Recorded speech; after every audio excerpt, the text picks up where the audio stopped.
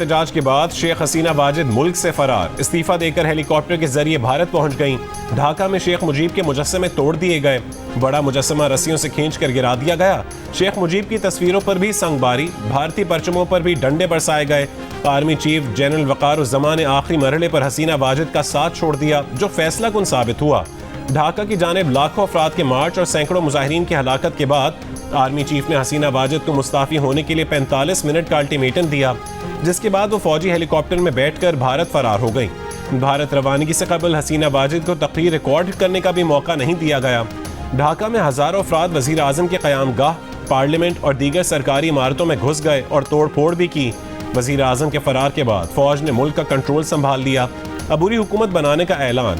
Army chief general وقار الزماں نے opposition جماعتوں سے ملاقات کے بعد قوم سے خطاب میں کہا کہ عبوری حکومت کے لیے شیخ حسینہ کی عوامی لیگ کے سوا تمام سیاسی جماعتوں سے بات ہوگی۔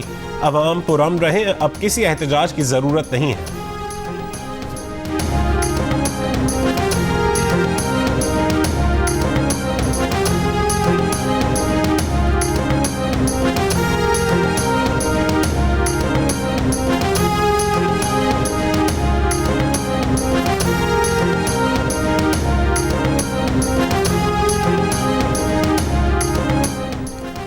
بنگلہ دیش میں انقلاب کے بعد صدر محمد شہاب الدین نے اپوزیشن کی سب سے بڑی رہنما خالدہ ضیاء کی جیل سے رہائی کا حکم دے دیا۔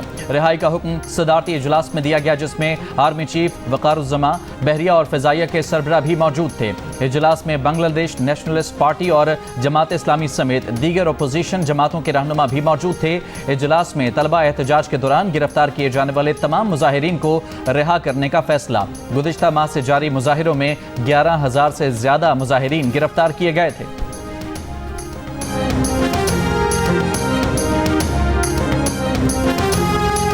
حسینہ واجد کے مستعفی ہونے پر بنگلہ دیش میں جشن۔ ڈھاکہ کی سڑکوں پر ہزاروں طلبہ کا جشن، نعرے بازی، سجدہ شکر اور نوافل کی ادائیگی۔ مظاہرین نے ڈھاکہ میں نصب حسینہ واجد کے والد اور بنگلہ دیش کے پہلے صدر شیخ مجیب الرحمان کا مجسمہ توڑ ڈالا۔ عوام کی بڑی تعداد سڑکوں پر موجود، نعرے لگائے۔ طلبہ تنظیموں کے نوجوانوں کے ساتھ ان کے والدین بھی جشن میں شریک۔ مظاہرین نے عوامی لیگ کے ضلعی دفتر کو آگ لگا دی۔ برطانیہ میں بھی بنگالی شہریوں کا جشن۔ لندن کی سڑکوں پر بنگلہ دیشی پرچم لہراتے بنگالی شہریوں نے مٹھائیاں تقسیم کی۔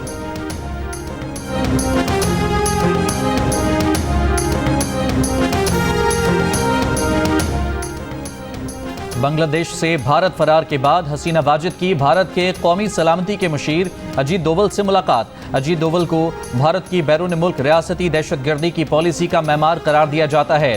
حسینہ واجد کا جلد دہلی سے لندن روانگی کا امکان۔ مستعفی ہونے سے پہلے کل تک حسینہ واجد مظاہرین کے مطالبات ماننے سے انکاری تھیں۔ گزشتہ روز انہوں نے مظاہرین کو روکنے کے لیے کچلنے کی بات بھی کی تھی۔ مظاہرین سے آہنی ہاتھوں سے نمٹنے کا حکم دیا تھا۔ سابق سیکرٹری خارجہ اعزاز چودھری نے کہا کہ شیخ حسینہ واجد کا جھکاؤ بھارت کی طرف ضرورت سے زیادہ تھا۔ بھارت کو بھی اس متعلق فکر ہوگی۔ اگر شیخ حسینہ کو پناہ دیتا ہے تو اس کے بھی اثرات ہوں گے۔